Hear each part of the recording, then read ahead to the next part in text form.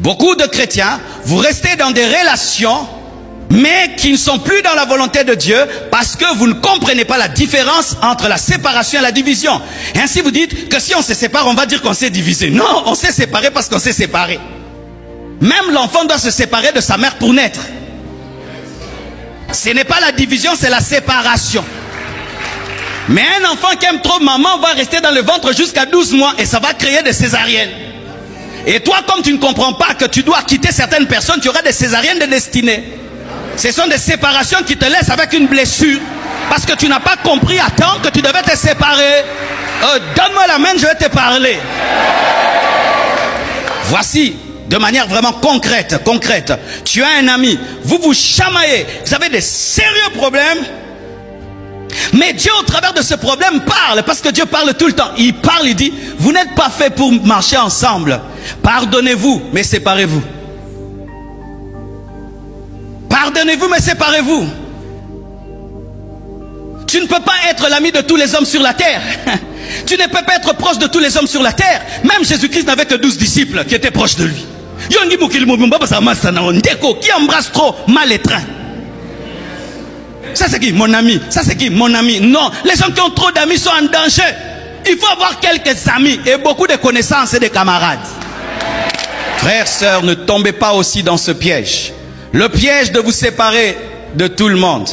Le piège de chasser de vos vies quiconque vous blesse et dire c'est ma destinée, je dois me séparer. Faites très attention. Certains sont des échansons. Ce sont des personnes de confiance qui ont commis une erreur mais qui peuvent changer, qui ont changé. Ne tombe pas dans le piège de traiter l'échanson comme le panetier et le panetier comme l'échanson. Il y a certaines personnes dans ta vie, tu leur pardonneras et vous vous séparerez. Et vous serez en paix, de loin. Mais il y a d'autres qui te feront du mal. Dieu va te demander de les restaurer dans leur position et même de les élever. Ah oui, frères, sœurs. Un jour, j'ai rencontré un jeune garçon. Il est venu me voir. Et sans que je ne lui prophétise, il me dit, pasteur, j'ai péché. J'ai commis tel et tel et tel péché. Personne ne le savait dans l'église. Je l'ai fait asseoir. Et il s'est assis. Sans se plaindre, sans murmurer, de tout son cœur. Et Dieu m'a dit, tu vois, il a changé. Rétablis-le à sa position. Et même plus. Ça, c'est un échanson.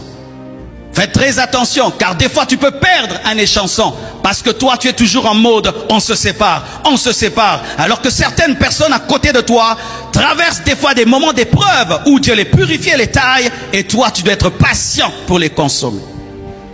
C'est pourquoi tu dois être un homme spirituel.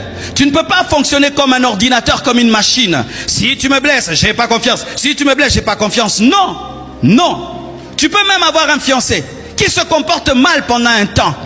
Et puis il change. Tu ne vas pas dire, nous nous séparons, je ne vais pas t'épouser. Peut-être il ne commettra jamais plus cette erreur-là.